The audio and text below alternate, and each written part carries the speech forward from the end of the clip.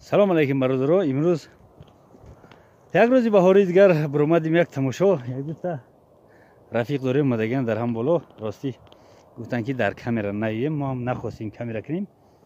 همین خیلی گذشتیم اومدیم. دیدی که همه برفای. باروی برف هم راه گشتیم. گذر همینجا. یکون 10 متر پس خمیدگیم. این نگاه کنید بادام گل کرده است. این بادام برابر میشه برفای.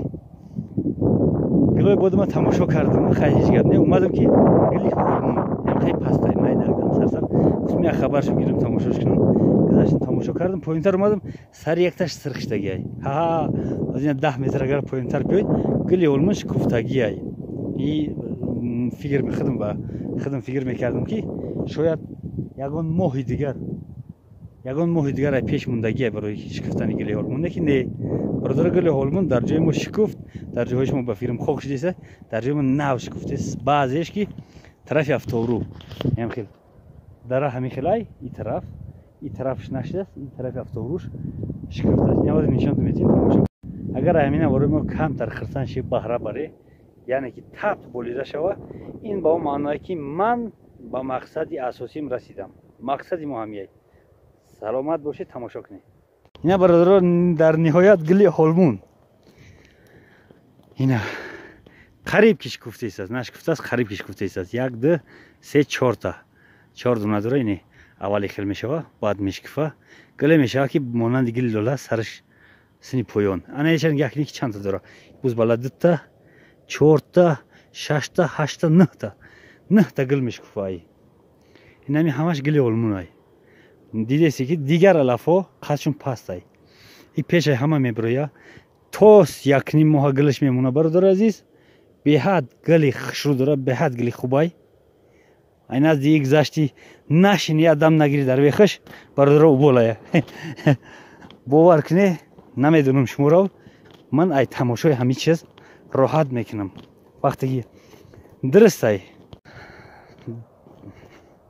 برادر درسته که زمستان هم نقض میبینیم خیلی که وقتی زمستان کمتر هست در جاهای شما در گرمی های جای شما یا ماه دو ماه دوام میکنه که شاید هم قریب که برف نمیزنه یک بار برف میزنه شما با هیجان انتظار زمستانه ما هم خیلی انتظار زمستان هستیم میشیم بعد وقتی تیره ما که زمستان تیزتر بیا همین خیلی فکرها داریم نه که زمستان در جای ما تا 5 6 ماه دوام میکنه در جان میزنه با همین خاطر وقتی که بهار یک چیز میشکفه یک چیز میبره از زمین این بسیار هیجان آوره برای ما بسیار شخصا برای خودم راحت میکنم و برادرای عزیز اون یکون یک هفته 2 هفته بعد میای جا علف بلند میشه در بین این میگذری در بین این گلو میرای یک این راحت میکنی نگاه کنیش گفته است قریب هم شده اینه که بشوره خوردگیان این کسلیه برای که رنگ نموز داخل این سرخی روشنه این خیلی سرخه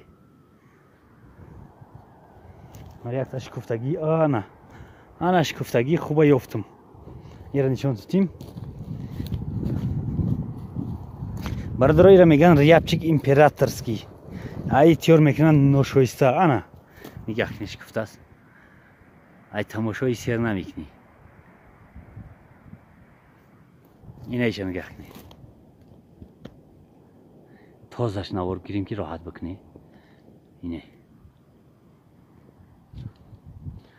کو خرشدی وقتی که یه فلکی بگیره در همینجا باید راحت کنی یا نه بود ما برادر ناو گل کرده است نگاه کنی ایش بوز بالاش گل کردگی اینش ناو گل کرده است در جای ما بهار ناو اومدگی برادر گلی بود ما مایده کنی بخری فایده به حد خوب داره انا اینو برایشی در همه جا برانی باید در همه جا ببره نه که مال میآید میره میخره تخمش نورسیده میره میخره بعد در همه جاهای میمونن که مال خوردش نمیتونه همونش میمونن یعنی باید در 1 سال 2 سال بعد به هوج رب دوا بره یا که نه طرف با سر یولا رو ببره اینکه مالی را به حد بسیار میخره نخرش هم میشورش یعنی که گمش میکنه ما میگذاریم نه طرفی یک دشت یک بر دیوال همش هم خیلی ای نگاه کنی اینا جایی که به تزورای در اون جاها نگاه کنی که بسیار تر ای برای که مال کمتر میره میچخش به همین خاطر بسیارتره. او پایون هم یک کبوتی از سازی دیدم.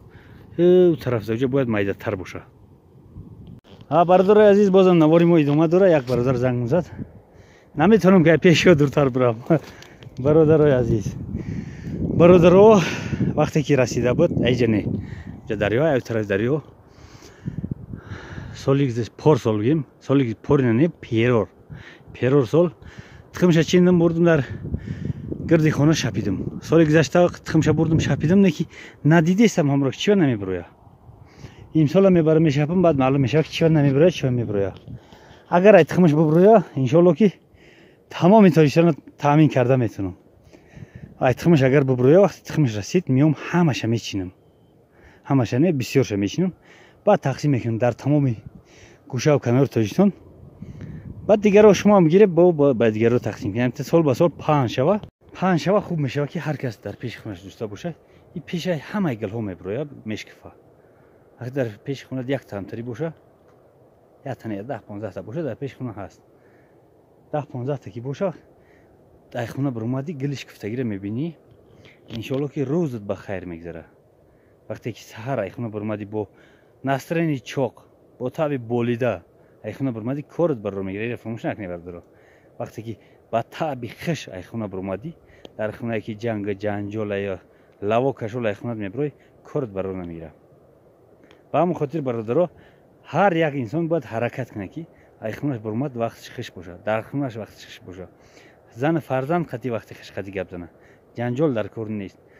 کودک پرابلم میکنه زنک پرابلم میکنه که طرزی باید رو فهمونی که دفعه دیگه تکرار نکنه و باز آزاد با زبان خوش خطیش بگو که همین کار همین خیل کودک و وقتی که کودک و شتا آموخته میکنی میزنیش کارو یک کار میکنی میزنیش کودک با شتای تو آموخته میشه که شتاش میزنی همین خیلی که گفته استش که بچه جان نکن همون شتای تو خیلی میشه. این ضرری گنده داره. خیلی برادر تیم رالش نکنیم. ما در نزدیک لام راحت داریم. شما برادرها تماشا کنید نوارا فورت لایک ازیر کنید نه فورت لایک ازیر نکنید. حالا وقتی شکفتن میام بعد نوار میکنیم یا جای تماشا میکنیم. خواب زنده باشه. یه صدای نه در آخری نوار میمونیم راحت بکنید. در امان الله تا بازدید.